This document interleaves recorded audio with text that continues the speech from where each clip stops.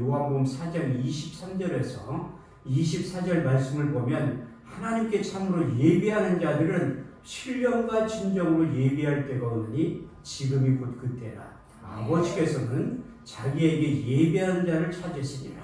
하나님의 영이시니 예비한 자가 신령과 진정으로 예배를 드려야 된다고 말씀하고 있습니다.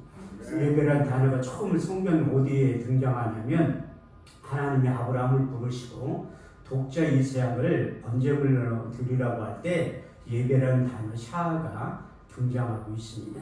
창세기 22장 5절에서 6절 말씀을 보면 내가 아이야 저기 가서 예비하고 너에게 돌아오니 이에 아브라함이 번제의 나무를 가져다가 그 아이 이삭에게 지우고 자기는 손에 칼과 불을 가지고 그 아이와 동행했다고 말씀하고 있습니다. 하나님이 아브라함을 부르시고 독자 이삭을 번제물로 드릴 때 그 히브리 원문에 보면 샤라는 뜻을 내포하고 있는 두 가지의 뜻을 가지고 있습니다. 첫 번째는 무릎 꿇고 하나님 앞에 경배하다. 또 한 가지는 무릎 꿇고 하나님 앞에 복종하라는 뜻의 의미를 내포하고 있는데 우리의 상식과 이성을 도저히 납득하지 못할 일들이 하나님께서는 우리를 부르시고 믿음으로 복종하나 순종하나 그것을 볼 때가 있다는 거예요. 그래서 하나님은 아브라함 부르시고 그 약속의 말씀을 주시고 거기에 믿음으로 복종하는 것과 그 아들 이삭은 아비의 말에 묵묵히 순종하며 따라가는 것이 성경은 예배의 시작이라고 말씀하고 있습니다. 진정한 예배는 철저한 자기 부인과 하나님의 약속의 말씀에 순종을 담보로 하고 있는지 이것이 성경이 말하는 예배라고 말씀하고 있고 거룩한 산제사라고 말씀하고 있습니다. 우리가 코로나19가 처음 시작될 때 정부에서 예배 제한을 시킨 일들이 그런 일들이 우리의 삶 가운데 일어나리라고는 전혀 상상도 못했습니다.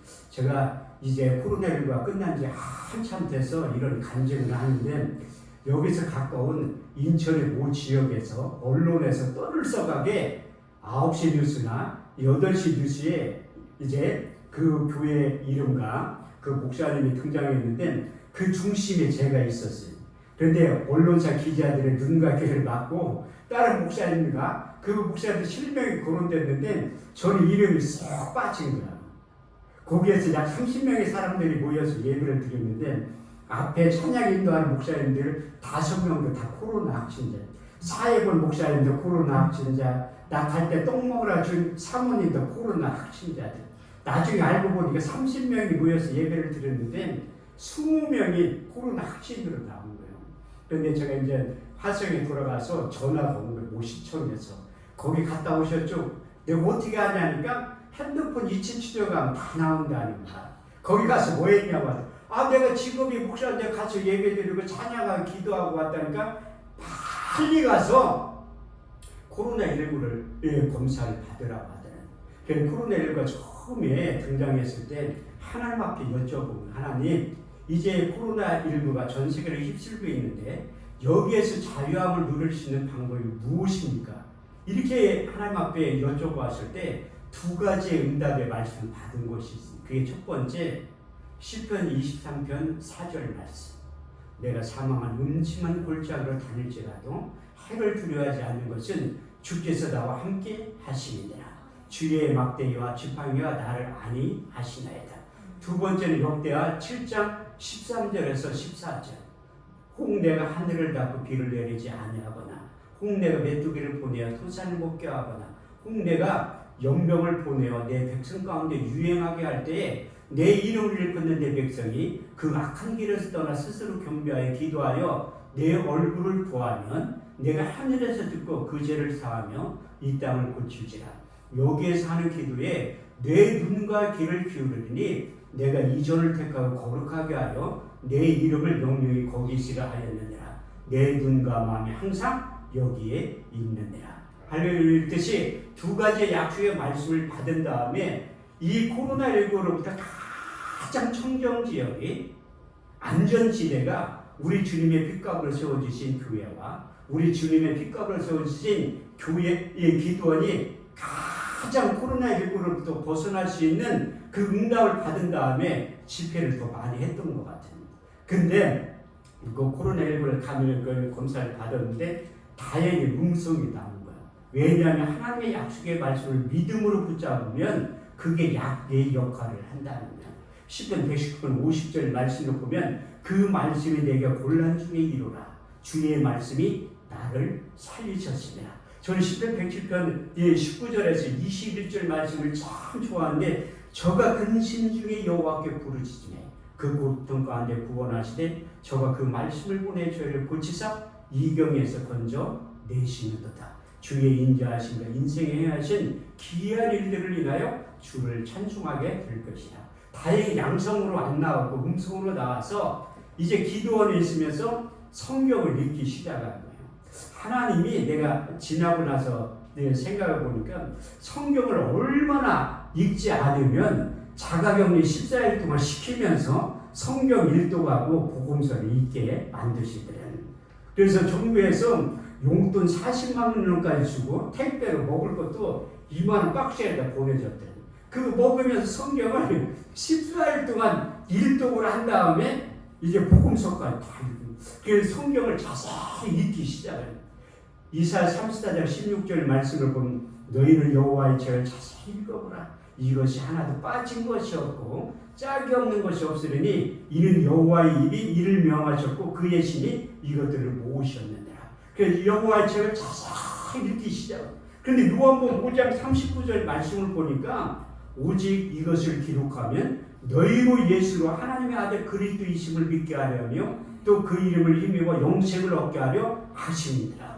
요한복음 더 읽다 보니까 요한복음 20장 31절 말씀에 성경을 기록하는 목적에 대해서 자세히 말씀하고 있더라. 오직 이것을 기록하면 너희로 예수로 하나님의 아들 그리스도이심을 믿게 하려 하며 또 그 이름을 힘입어 영생을 얻게 하려 하셨느니라. 그래서 성경을 자세히 읽다 보니까 구약 성경은 오실 예수님에 대해서 기록되어 있더라.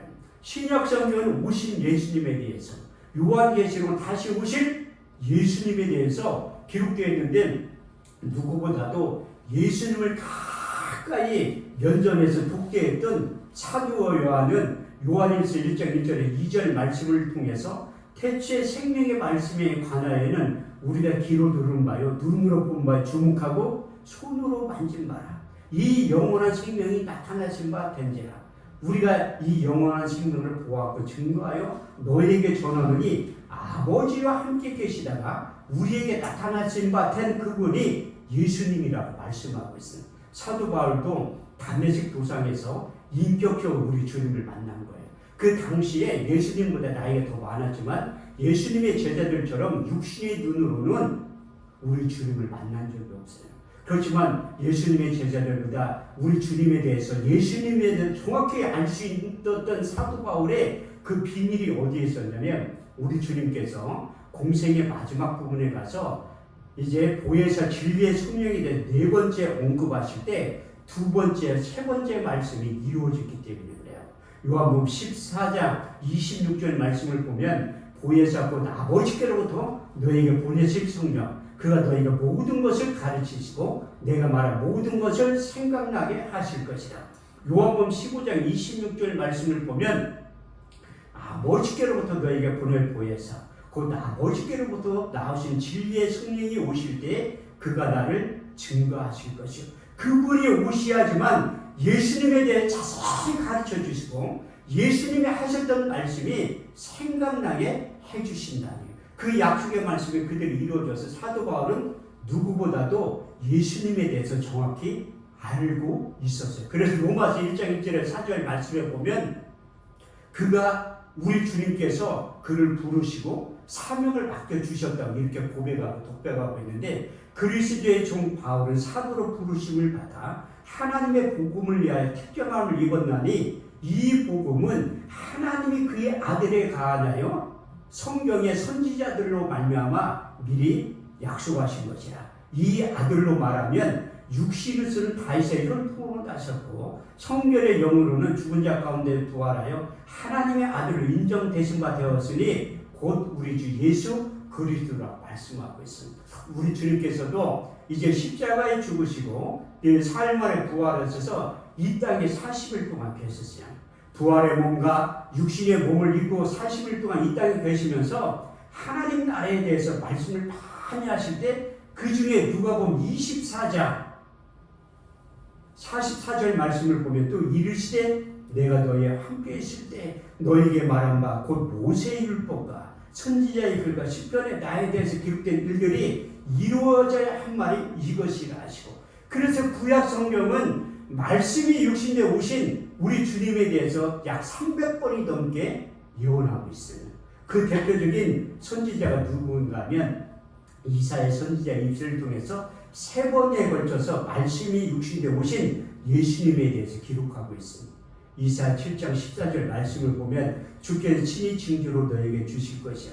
보라 처녀가 잉타의 아들을 낳을 것이요 그 이름을 임마누엘이 하리라. 두 번째 예수의 오심과 존재에 대해서 이사야 9장 6절 말씀을 보면 한 아이가 우리에게서 낳고 한 아들을 우리에게 주신 바 되었는데 그 어깨는 정사를 메었고 그 이름은 기묘자라 모사라 전능하신 하나님이라 영존하신 아버지라 평강의 왕이라 할 것이며, 마지막 세 번째 그 예수가 인류의 대소문을 나타나서 십자가의 죽으심과 그 과정과 이유에 대해서 이사야 53장 1절에 6절은 이렇게 말씀하고 있습니다. 우리의 전하는 것을 누가 믿었느냐? 여호와의 발이 네게 나타나느냐? 그는 주 앞에서 자라나기를 연한 순간이고 마른 땅을 낳은 줄기 같아서 고운 모양도 없고 풍채도 없은즉 우리의 보기에 흠모할 만한 아름다운 곳이 없도다. 그는 멸시를 받아 실어버릴 바 되었으며 간구를 많이 겪었으며 질구를 아는 자라.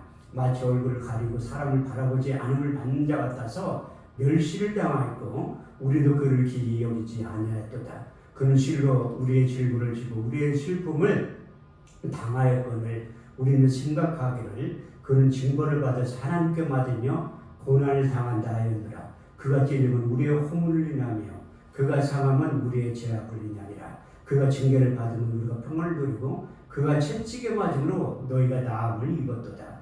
우리는 다 양 같아서 그릇 행하여 각기 제 길로 갔거늘 여호와께서 우리의 죄악을 그에게 담당시키셨도다. 할렐루야. 이렇듯이 이사야 선지자의 입술을 통해서 3번에 걸쳐서 예언의 말씀이 나왔고 더 예수님께 태어날 출생지에 대해서도 미가서 5장 2절은 이렇게 예언하고 있습니다. 베들레헴 에브라다야 너는 유다 족속에 작을지라도 이스라엘을 다스릴 자가 내게서 내게로 나올 것이라. 그의 근본은 상고의 태초입니다.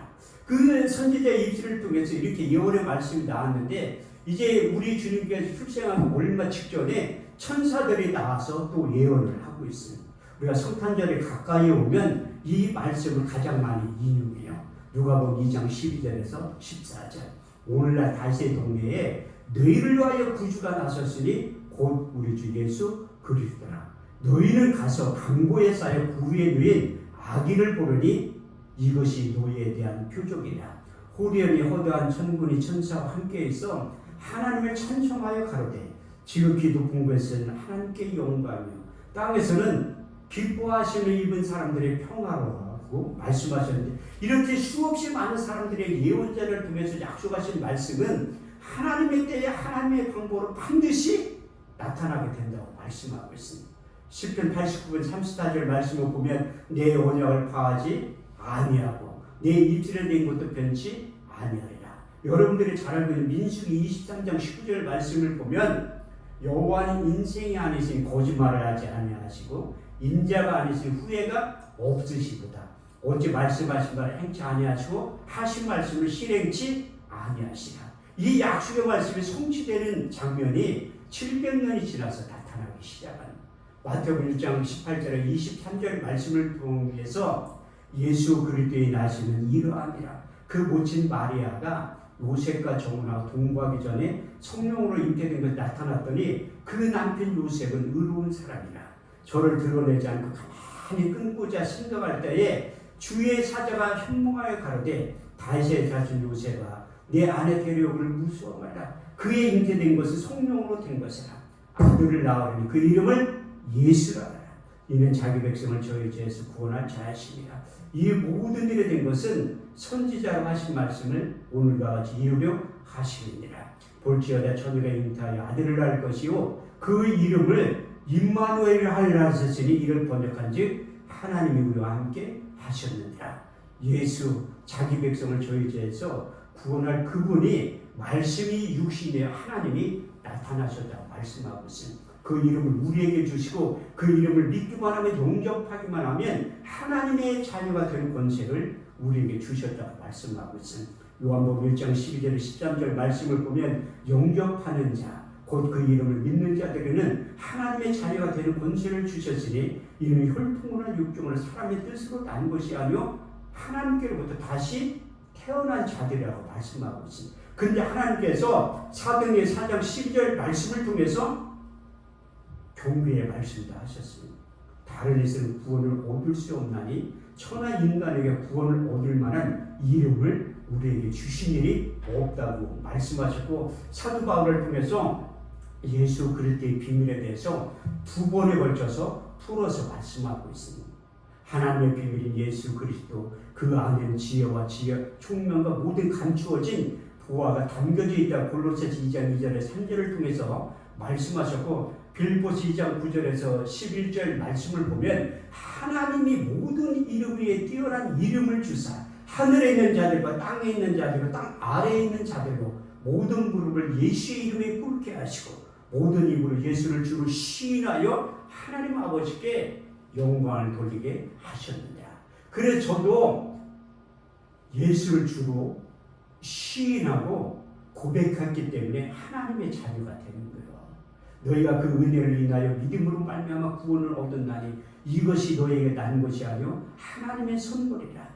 행위에서 난 것이 아니니 누구든지 자랑치 못하게 하려 하시니라. 그래서 우리가 예수를 주로 시인하는 게 쉬운 것 같지만 쉽지 않다고 말씀하고 있어요. 사도 바울이 예수 그리스도의 이름의 비밀을 깨닫고 그것을 전파를 다닐 때 3차 전도 여행을 마치고 이게 고린도 전후서가 로마서를 기록한 거예요.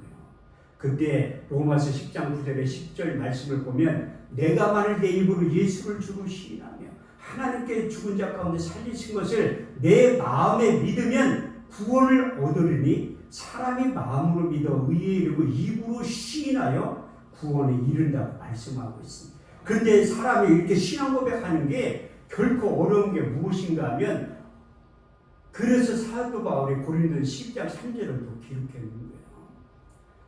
누구든지 하나님의 영으로 말하는 자는 예수를 저주할 자 하지 아니하고 또 성령으로 아니하고는 예수를 주로 시인할 수 없다고 말씀하고 있습니다. 오늘 본문 말씀을 보면 우리 주님께서 제자들을 이끌고 이스라엘 북쪽에 가이사랴 빌립보 지방에 간 거예요. 그 가이사랴 빌립보 저도 이스라엘 갔을 때 가장 아름다운 지역이 가이사랴 빌립보 지역입니다. 왜냐하면 시리아 국경에 있는 헐몬산에서 만년설이 내려와가지고 거기도 중동 지역은 물이 귀한데 가이사랴 빌립보 지역은 물이 그렇게 풍부하다. 그래서 그 지역이 우상이 만영했던 지역이에요. 저희가 이렇게 신림동에 살 때 보면 신림역에서 보면 그 무당촌이 있어요. 무당촌이. 그런 듯이 가이사랴 빌립보 지역도 우상이 만연했던 그 지역인데 우리 주님께서 제자들을 이끌고 거기에 가서 물어본 거야. 사람들이 인자를 누구라 하냐. 이렇게 물어봤을 때 더러는 세례요한, 더러는 엘리야, 예레미야 선지자 중에 하나이다. 왜 사람들이 그렇게 얘기했냐면 그 당시에 선지자들처럼 우리 주님께서 많은 이적과 기적을 행하신 거예요. 마태복음 4장 23절에 24절 말씀을 보면 우리 주님께 3대 사역에 대해서 짧은 두 줄에 걸쳐서 함축적으로 기록하고 있습니다.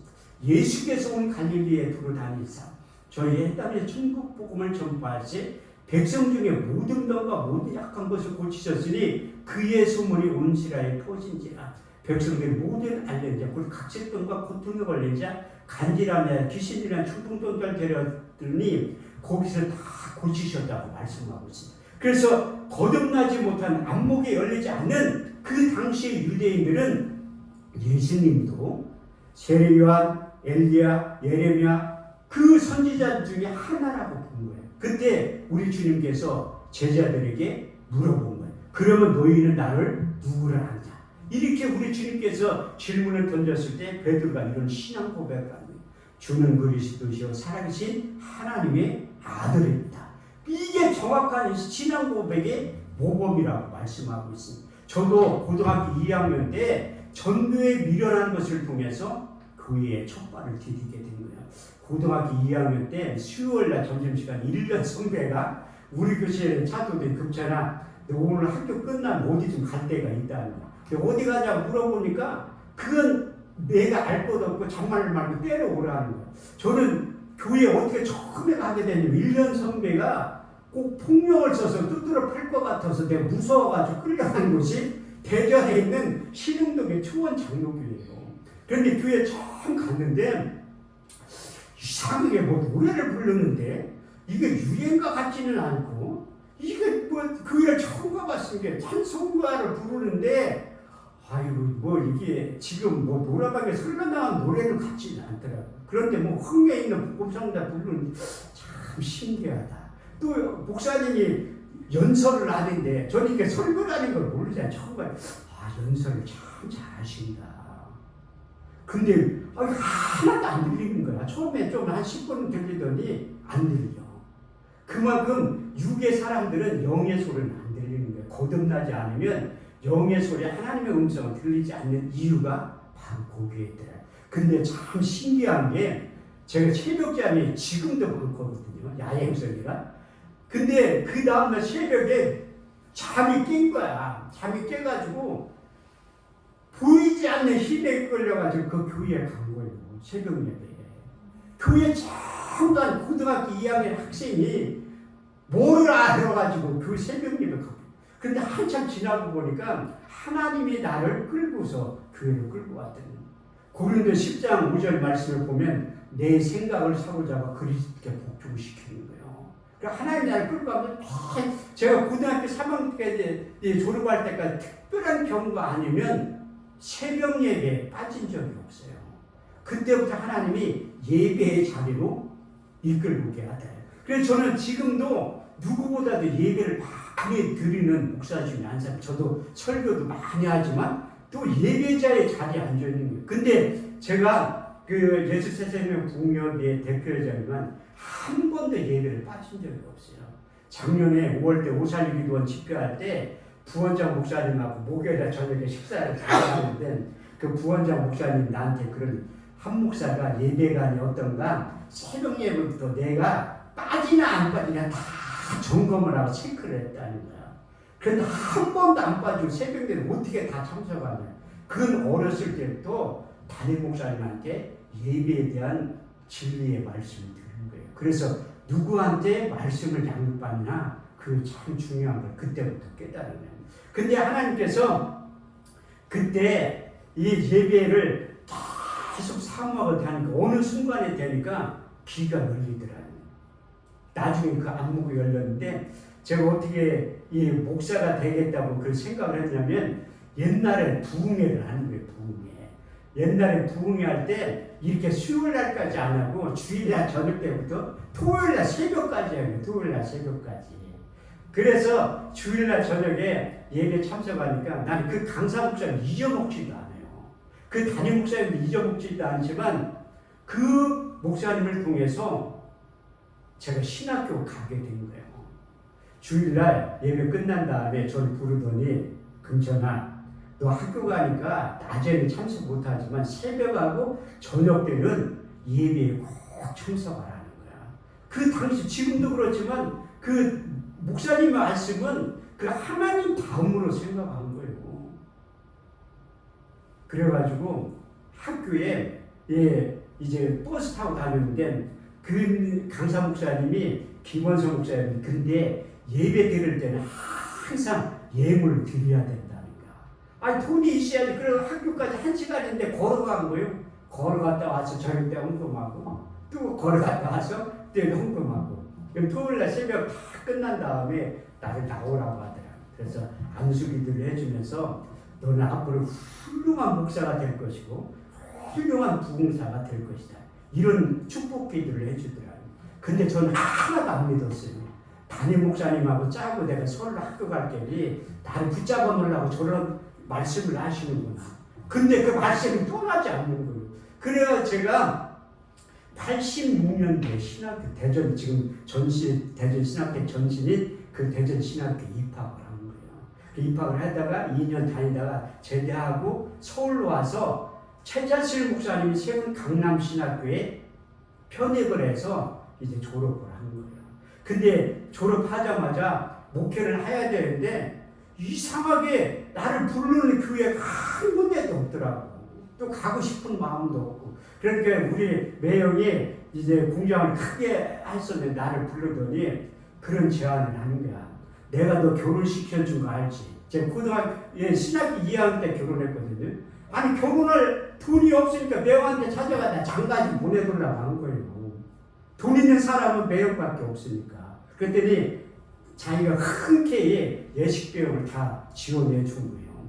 그런데 졸업하니까 나를 부르는 거야. 너 지금 아직 어리니까 지금 너 교회 부르는 데가 혹시 부교육자로 그러니까 없다니까 그러면 나의 밑에서 일 좀 하다가 나이 좀 더 먹은 다음에 목회를 하라는 거야. 개척할 때 내가 지원해 줄 테니까 그렇게 하라는 거야.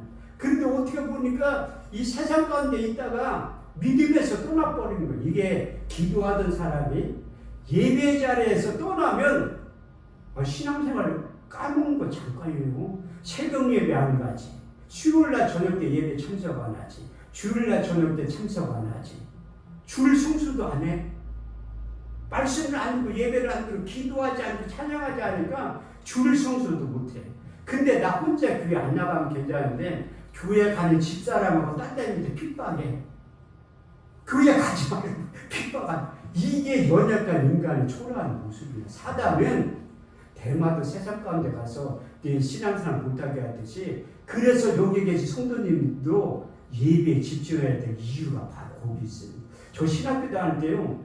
싫으나 좋으나 철학을 했던 사람이 우리 그 강남신학교 다 최재철 목사님이 매 주일 3박 4일 끌고 간 거예요. 의무적으로. 나는 갈망 하나도 없어. 그러니까 아니 거기 아까 일정에 들어가 있으니까 아니 나같이 어린 학생들은 갈 사람이 마음이 우러나서 가는 사람 한 명도 없어. 저녁 때 막차 타고 올라가거든요.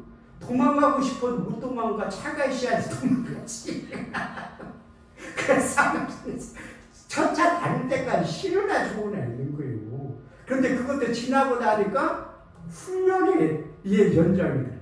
그래서 이제 세상 가운데에다 회개하고 돌아온 거예요. 근데 하나님이 주에 좀 목사 한 사람 만드는 게 오래 참고 100명의 사람들을 동원해서 저 혼자 목사 만든 거예요. 그래도 내가 회개하지 않으니까 매형 사업체가 저 때문에 쫄딱 망한 거야. 나중에 알고 보니까. 그래도 내가 불순종하니까 매형을 갑자기 누나한테 전화 온 거예요. 제가 그때 분당 갈 때니까 차병원을 가야 되니까 내 매형 나쁘니까 빨리 그 응급실 오래. 근데 멀쩡하니까 119를 불렀는데 택시 타고 가라고 안 태워졌다니까. 그것도 보기 너무 멀쩡해. 그럼 나도 그 차병원 응급실에 한 10분 얘기하다 내 앞에 죽은 거예요. 그런데 난 좀 충격을 받은 거야. 저렇게 멀쩡하듯한 죽으니까. 그러니까 나중에 깨달아 보는데 이 하나님의 음성을 듣고 아는 게 뭐냐면 네가 불순종하니까 주변에 있는 사람들 다 종이를 하겠다는 거예요. 그래서 저는 신령한 목사가 아닌데 하나님의 음성을 그때 처음 들은 거예요. 이름부터. 너 목회할래? 내 딸 데려갈까? 너 목회할래? 내 딸 데려갈까? 너 목회할래? 내 딸 데려갈까? 하나님이 상당히 삼세판을 좋아하시는 것 같아요. 제가 말귀를 못 알아보니까 세 번의 음성이 들린 거예요. 그래서 딱 집에 가니까 집사람이 여보 회개할 때가 됐다는 거야. 아니 뭔 회개야? 그랬더니 이제 목회를 할 때가 됐대. 그럼 하는 얘기가 당신이 목회를 안 하면 제 딸 이름이 하늘이 데려간다는 거야. 네, 그래서 자기가 하나님의 음성을 들었다고 얘기를 하더라고요. 언제 들었냐니까 내가 들었을 때하고 똑같이 들린 거야. 아 이게 회개할 때가 됐구나. 그래서 회개하고 갔던 곳이 저기예요. 하늘산 기도원. 옛날 신학교 다닐 때 청평역에 거기를 걸어다녔어요. 2시간 동안. 근데 거기 가서 하는데 뭐 사연이 참 참 많은데 그걸 제가 말씀드리는 시간이 너무 많이 가기 때문에 어쨌거나 목사가 된 거예요. 목사가 됐는데 우리 주님께서 제자들에게 정확하게 신앙 고백을 한 다음에 우리 주님께 교회를 세워놓으면 얼마나 좋아. 교회가 세워질 것이다 예언의 말씀을 하신 거예요. 주는 그리스도시요 살아계신 하나님의 아들은 바요나 시모나 내가 복이 있도다. 이를 알게는 내 혈육이 아닌 하늘에 계신 내 아버지라고 칭찬하신 다음에 내 반석 위에 교회를 세우니 음배의 권세가 이기지 못하게 될 것이라. 그래서 그 하나님께서 택한 자들을 통해서 지금도 하나님 나라 확장되기 위해서 교회가 세워집니다. 혹자들은 아니 이렇게 한국 땅에 교회가 많은데 왜 교회가 또 세워지냐? 그만큼 구원받을 사람이 많기 때문에 그런 거예요. 디모데전서 2장 4절 말씀을 보면 하나님의 이끄는 심정이 담겨져 있습니다. 하나님 모든 사람이 구원을 받으며 진리를 하는데 이르기를 원하노라. 그 택한 자들을 통해서 교회를 개척하게 만든 거예요. 그래서 저도 교회를 개척한 다음에 이제 우리 주님께서 고등학교 2학년 때 첫 번째 신앙 고백을 했지만 두 번째 내 인생 가운데 찾아오셔서 질문을 하신 거예요. 두 번째 질문. 요한복음 21장 15절에 17절 말씀을 보면 우리 주님께서 부활하셔서 40일 동안 이 땅에 계실 때 베드로한테 찾아오셔서 두 번째 신앙 고백을 하게 만드는 거예요. 내가 나를 사랑하느냐? 내가 나를 사랑하느냐? 내가 나를 사랑하느냐? 한 번도 아닌 두 번도 아닌 세 번에 걸쳐서 질문을 던지기 시작합니다. 그때 베드로가 이런 신앙 고백을 내가 주를 사랑하는 줄 주께서 아시나이다. 그때 베드로가 첫 번째 답변을 할 때 우리 주님께서 내 양을 먹이라고 하시는 두 번째 신앙 고백을 통해서 내 양을 치라고 합니다. 세 번째 신앙 고백을 통해서 내 양을 먹이라고 하십니다. 그래서 정확하게 두 번째 신앙 고백을 한 자들을 통해서 하나님께서 일하기 시작한다는. 근데 세 번에 걸쳐서 우리 주님께서 또 물어봐요. 세 번째 질문을 던져. 그때 사도행전 19장 1절에서 6절 말씀을 보면 에베소 교회에 바울이 신방을 가서 성도들에게 이런 질문을 던지면 너희가 믿을 때 성령을 받았느냐? 그때 에베소 교인들이 우리는 성령이 무엇인지도 모르고 성령 받은 일도 없다고 하니까 바울이 그들에게 안수를 하기 시작해요. 바울이 그들에게 안수하며 성령이 그들에게 임하심으로 방언도 하고 예언도 하니 모두 12사람 좀 되었다고 성경은 말씀하고 있어요. 이렇듯이 우리가 하나님의 자녀에서 주님의 제자로 나아가게 되는 거예요. 우리가 예수 그리스도의 이름을 구주로 영접하면 하나님의 자녀가 된다고 성경은 말씀하고 있습니다. 영접하는 자, 곧 그 이름을 믿는 자들에는 하나님의 자녀가 되는 권세를 주었다고 말씀하고 있는 그것이 성경이 말하는 중생 거듭난 자들이라고 말씀하고 있습니다. 그래서 본래의 나는 이 육신이 아니라 내 안에 속사람이 본래의 나라고 말씀하고 있습니다. 오늘 저녁에 이 설교 제목이 그거예요. 변화야 새 사람이 되리라. 우리가 예수를 만나면 누구든지 변화야 새 사람이 되어서 하나님의 자녀가 되었다고 말씀하고 있습니다. 그 많은 분들이 제가 동남아 사람처럼 생겼다고 하더라고요. 그래서 제가 재작년에 오산에기도 설교하고 딱 내려왔는데 어떤 여자분들이 3명 나한테 오더니 야 목사님 외국인인데 왜 이렇게 한국말을 잘하느냐. 그래서 제가 그 동남아 갔을 때 한 번도 태국 갔을 때도요 여권 보자고 하는 사람 한 명도 없더라고. 저 서울 교회에 있을 때 앞에 있으면 신대방역 옆에서 사람들 숫자 사람들이 오거든요. 그 앞에 서 있으면 저한테 찾아와서 그래. 외국에 와서 고생 많지 내가 취직시켜줄까? 그런 얘기를 하죠. 나 한국 사람이라고 해도 안 믿어. 동남아 사람, 그 필리핀이나 태국에서 왔는 줄 알더라고요. 그런데 하나님이 제가 전국구를 떠나가 전 세계 동남아 지역에 다니면서 복음을 전파하기 위해 효율적으로 이렇게 외국인처럼 그래서 제가 어렸을 때 별명이 틱이었어요. 틱이. 튀기라고 하면 큰일 난다는 혼혈이라고 하지. 그런데도 그게 다 장점이 하나님 단점을 장점으로 만들어 놓으시는. 그래서 제가 하나님의 자녀에서 마가복음 3장 13절 말씀에 보면 하나님이 자기를 원하는 자를 제자로 삼는 거예요. 그래서 제가 하나님의 자녀에서 주님의 제자가 되는 거야. 근데 하나님의 자녀가 되면 제가 또 많은 분들이 외국인처럼 보여서 국적이 어디냐고 자꾸 물어봐. 그럼 내가 답변이라 나는 이중 국적을 가지고 있다고. 그러면 자꾸 동남아 국적을 가지고 있냐? 난 동남아 국적이 아니라 이 땅에서 사는 사람들은 미국 국적을 가지고 있으면 최고의 축복을 받고 태어난 사람이야. 그렇게. 그래서 저는 미국 국적을 하고 수억 배의 좋은 국적을 가지고 있어요. 우리 주님을 인격적으로 만난 다음에 하늘나라의 시민권을 가지고 있는 거야.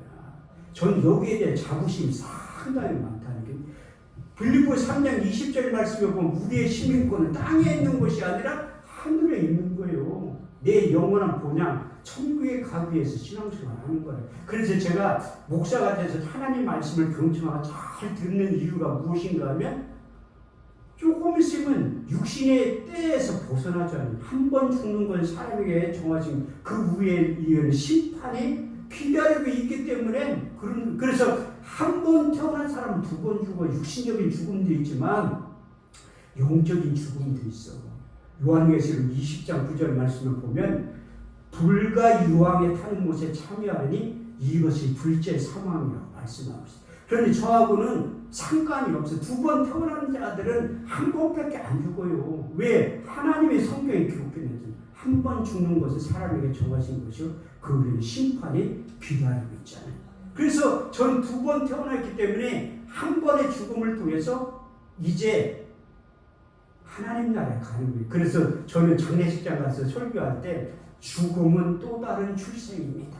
이렇게 생각을 우리가 죽어야 하나님 나라 가는 거예요. 근데 이 땅에서 왜 이렇게 오래 살라고 안 죽으려고 하는지 몰라도 3대 거짓말 있잖아요. 어르신들이 빨리 죽어야 다 거짓말이야. 오래 살고 싶은 거예요.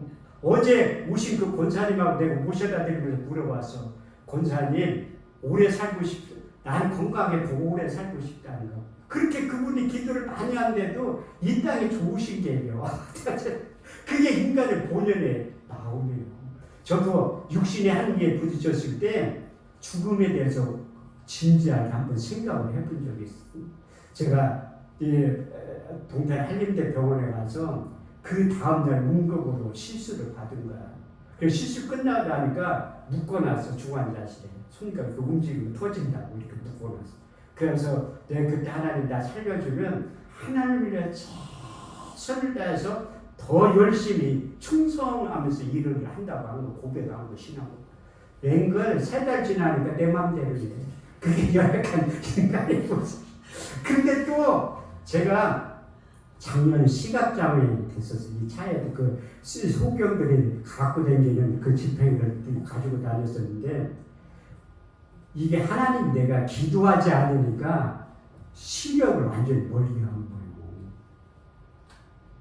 앞에 계신 성도님이 놀다 있는데 여기 증인들 있잖아요. 근데 하나님이 내가 기도를 얼마나 안 하면 눈을 멀게 한 거야. 기도의 자리로 끌고 오더라고. 제가 성경을 안 읽으니까 자가격리 시켜가지고 10달 동안 성경을 읽게 만들더니 기도를 안 하니까 소경이 되게 만든 거예요. 그게 제가 당뇨병이 있는데 합병증으로 유리체 출혈이 일어난 거야. 잉크를 탁 뿌리면 이렇게 시커먼 하나도 안 보여. 안 가가면 그 시력 검사할 때 빛이는데 그것도 안 보여. 아무것도 안 보이는 거야. 근데 내 나름대로 하나님 앞에 최선을 다해서 그 일을 했는데 결과가 한쪽 눈이 시력이 없어진 거예요. 원망할 만하잖아.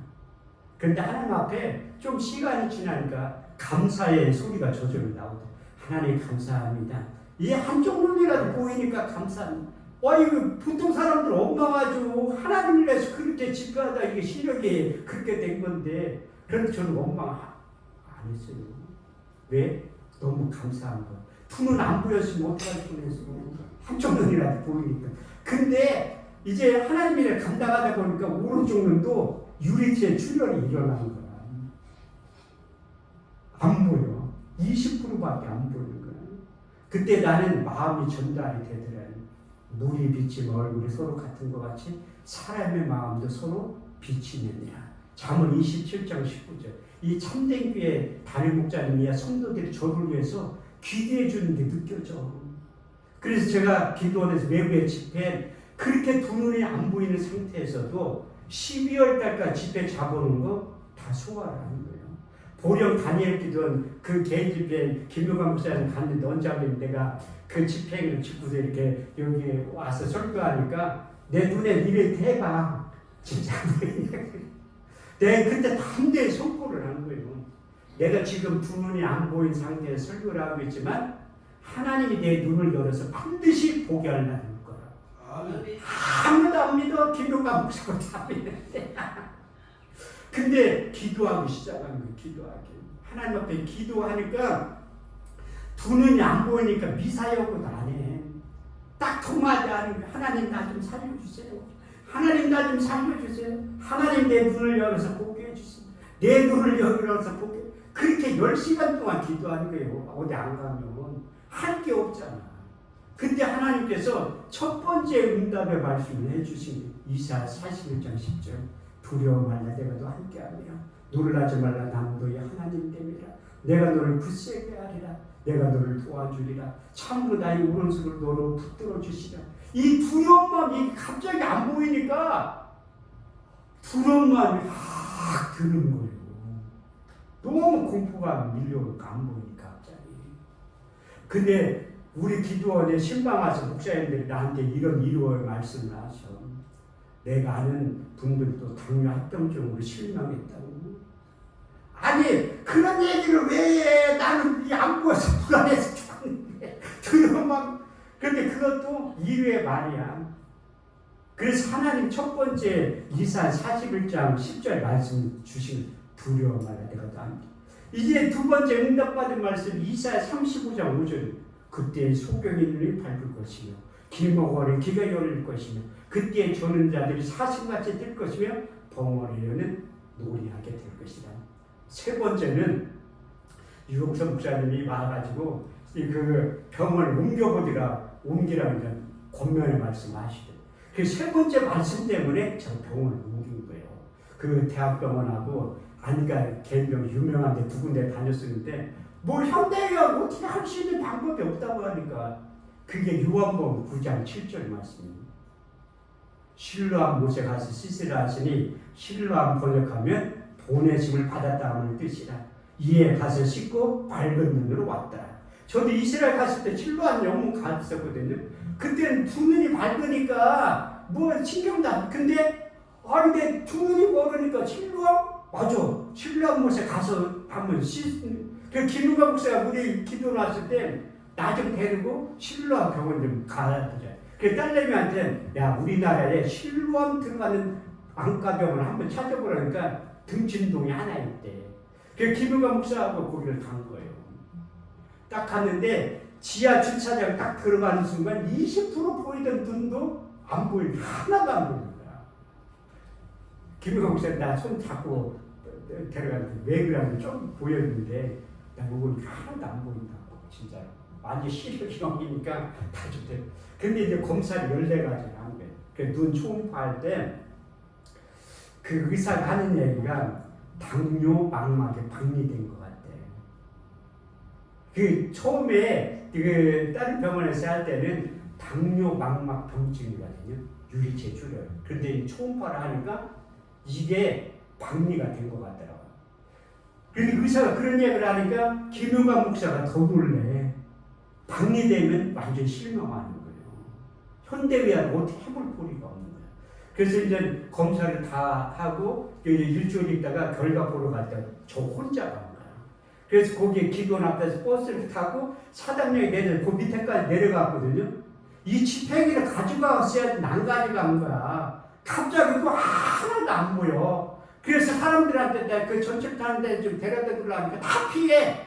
지팡이에 있으면 소경인 줄 알고 나를 데려다 줄 건데 다 그것도 청년이 날 손잡고 그다 데려다 준 좀 그 지하철에 앉아 있으니까 눈이 좀 보이더라고요. 가서 보니까 의사가 결과가 나왔는데 막막 박리가 돼서 수술해도 별 의미가 없대. 그런데 일단 수술을 해보자고 하더라고. 그래서 전신 마취를 하고 큰 수술이라 3시간 반에서 4시간이 해야 된다는 거야. 그래서 나는 안 한다고 했어요. 전신 마취를. 몸이 안 좋아서 못 깨어날 것 같아가지고 부분 마취만 한다고 해서 부분 마취. 그럼 그렇게 하는 방법도 있다고 하더라고요. 근데 그 의사가 이 담당 교수님이 그렇게 방해됐으니까 수술해도 별 의미가 없대. 그러면 하나님 앞에 더 기도해야 되잖니. 이제 현대의학 할 수 없으면 하나님 일할 때가 된 거지. 4번째 기도에서 응답받은 말씀이 마태복음 19장 26절 말씀. 사람으로서는 할 수 없으되 하나님은 다 하실 수 있느니라. 5번째 말씀, 이것 때문에 하나님이 나를 살려줄, 내 눈을 보게 해주시고. 그거요. 제가 아까 첫 서두에 말씀 시편 110편 19절에 20. 내가 여호와께 부르짖으며 그 고통 가운데 구원하시되 저가 그 말씀을 보내 저를 고치사 이경에서 건져내시는도다. 주의 인자하신 것 인생에 행하신 기이한 일들을 인하여 주를 찬송하게 될 것이야. 그 약속의 말씀이 믿음이 생성이 된 거예요. 그래서 수술 날짜에 가서 딸내미를 뭐라고 한 거야. 보호자가 있어야 되니까 딸내미 뭐라고 해가지고. 근데 거기 간호사들이 내가 그래도 목사처럼 보이는 게 목사님이시죠? 그걸 물어보더라고요. 저는 지금도 아침에 이런 거울 보면서 누가 봐도 목사처럼 보이게 해주세요. 기도해요. 21년째. 그게 훨씬 하나님께서 목사처럼 보이게 해주는 것도 은혜라니까요. 그런데 그 간호사들도 내가 다 목사 아니라고 모르잖아요. 한자복 입고 있어요. 그럼 목사님이시죠? 내가 어떻게 목사인지 아니까 그렇게 보이는데 그때 감사한 거지. 그랬더니 딸이 막 울기 시작하는 거야. 막 얼굴도 보기도 힘들고 그러는데 왜 아빠는 이걸 왜 굳이 하려고 하지? 그냥 엄마처럼 일반 목회만 하지. 아빠는 사명이야. 기도 처음 하러 내려갈 때 3년 동안 말을 안 했어요. 집사람은 말하는 건 괜찮은데 딸이 나만 보면 피하니까 너무 힘들더라고. 그때 대상포진 걸려가지고 집에 가면 피하니까 동대문 역사공원역에서 만나자고 한 거예요. 그래서 거기 갔는데 내가 대상포진 걸려가지고 쓰러진 거예요. 그 앞에서. 쓰러지려는 딸이 날 잡아주고 그때 이제 화해가 된 거예요. 이게 이 두 눈이 멀 정도로 그 일을 하고 있으니 울면서 얘기를 하는 거야. 아빠 이 일이 진짜 중요해. 아빠는 죽을 때까지 일. 아니 아빠가 뭐 죽을 병 걸리는 것도 아니고 안 보이는 건데 일을 왜 못하냐고. 나는 안 말게 한 자라도 이 일을 할 거라 했더니 이제 더 이상 안 말린다고 하더라고. 그래서 이 고난받는 것이 유익이 될 수 있어요. 그걸 따라하고 있는 완전히 회복이 된 거예요. 그래가지고 하나님께서 이 기도의 자리를 하니까 수술할 때 깜짝 놀라는 거예요. 그 의사가 여자분인데 내 눈에다 손을 대고 기도를 하더라고. 그래서 나는 하나님이 내 눈을 고쳐주면 확실한 믿음이 생성이 된 거야. 그래서 부부마취하고 이렇게 안구를 이렇게 해가지고 하는데 30분 만에 끝난 거예요. 원래 4시간 해야 된다는데 30분 만에 끝난 거야. 내가 너무 실망. 이게 열어봤자 안구 적출해봤자 뭐 방이 돼가지고 별 볼 일 없으니까 그냥 늦는구나 그렇게 생각했거든요. 손을 못 대니까 원래 안 맑게 앉아서 배 열었다가 그냥 꼬매는 거예요. 현대로 이게 눈도 그렇게 해가지고 이게 그냥 불을 덮구나 그렇게 생각을 한 거야. 근데 하시는 말씀이 이 안구를 열어보니까 너무 깨끗하다는 거야. 이게 하나님의 일하시는 방법이에요. 그래서 제가 이 소경됐다가 나선 거 간증을 요즘 하러 다니잖아요. 우살교에서도 하고 남경산 기도원에서 이렇게 했는데 어떤 권사님이 은혜를 상당히 많이 받았대. 그래가지고 우리 강사 목사님 다 식사 대접 다 해준 거예요. 이것 때문에 제가 2주 전에 여기 병원에 신방 왔어요.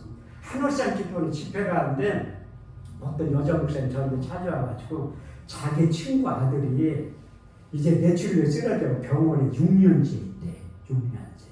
근데 목사님이 가서 신방 가서 예배 드려주면 꼭 일어날 것 같은 믿음이 있다는 거야. 그래서 제가 간다고 했지. 한편으로는 아니 그런 응답을 받았으면 자기도 목사이면서 자기 가서 예배 드려주면 주지 왜 나를 불러 안 일어나면 내가 어떻게 알아. 그리고 문학에서 있는 신방을 딱. 그런데 저는 그런 경험이 있어요. 제가 성남에서 목회할 때 처음 개척할 때 제 나름대로 인물되지 실력되지 능력되지 하나님 반드시 청담동이나 압구정동에 교회를 개척시켜 줄 줄 알았지. 웬걸 착각이지. 이사야 55장 8절에 9절 말씀 내 생각은 너 생각과 다르며 내 길은 너의 길과 달라서 하늘의 땅보다 높은가 내 생각은 너의 생각보다 높으니. 제가 분당에 15년 살았거든요. 그렇게 태평 사동에 그렇게 못 사는 동네에 있는지조차도 몰랐는데 거기서 교회를 개척하는 거예요. 너무 안 맞아. 그래서 하나님 앞에 기도하고 있습니다. 하나님 나 청담동이나 압구정동 아니더라도 서울로만 보내서 8년 만에 응답받았어요. 8년 만에. 근데 하나님의 교회에 이전시키는 방법이 제가 느낀 건 딱 두 가지 방법밖에 없더라고요. 교회가 폭발적으로 부흥이 돼서 안 될 자리가 없을 때 교회가 이전하는 거예요. 또 한 가지는 보증금 다 까먹고 길거리로 나가는 거예요. 전 전자인 얼마나 좋아. 후자야. 8년 만에 보증금 2천만 원 다 까먹고 길거리를 나앉은 거야. 건물주는 나보고 물어봐. 목사님 언제 이사 갈 거냐고. 보증금 다 까먹었네. 아예 걱정하지 마세요. 교회는요 내 마음대로 이사 못 가요. 하나님 이사 가라고 해야지 가는 거지 내 마음대로 결정을 못한다. 건물주 사장님 그런 게 어딨냐. 보증금 한 푼도 없는데 명도소 좀 정하기 전에 빨리 가라니까. 그때 하나님께 기도하는데 예배해 놓으신 분이 있었던 거예요. 새벽 예배 가끔 오시는 분이 있어. 안수 집사님하고 권사님이. 내가 전화를 드렸지. 신방 좀 한번 간다고 하니까 오지 말래. 연세 드신 분들은 눈치가 500단이야. 개척교회 목사가 자기 교회 성도도 아닌데 신방 가면 할 얘기가 뻔하지. 돈 얘기할 거 뻔하니까 오지 말라는 거야. 저기 일단 같이 뭐 하나님 가라고 하니까 간 거지. 이거 목사님들이 믿음이 돈이 없으면 믿음이라도 있어야 돼. 믿음이 없으면 깡이라도 있어야지. 하나님 가라고 하면 일단 순종해야지. 오지 말라고 찾아가는 거 신방된 집사람하고 같이 가서 제가 잘하는 거 있잖아요. 예배 드리자고. 저는 출애굽기 20장 24절 말씀을 수없이 경험하고 체험한 목사 중 한 사람. 그래서 예배부터 먼저 드리는 거예요. 내게 토당을 쌓고 그 위에 너희 한 것으로 너희 먼저 화목제를 드려라. 물은 내 이름을 기념하는 곳에 내가 강림하여 복을 주리라. 그래 앉아가지고 이제 예배를 드린 거예요. 근데 급하면 하나님이 빨리 역사를 권사님이 무릎을 확 꿇더니 기도 좀 해달라는 거야. 이 순복음교의 특징이 뭐냐면 은혜가 안 되면 목사를 인정을 안 하는데 은혜가 되면 기도를 꼭 해달라고 해요. 특히 안수기도를 해달라고 해요.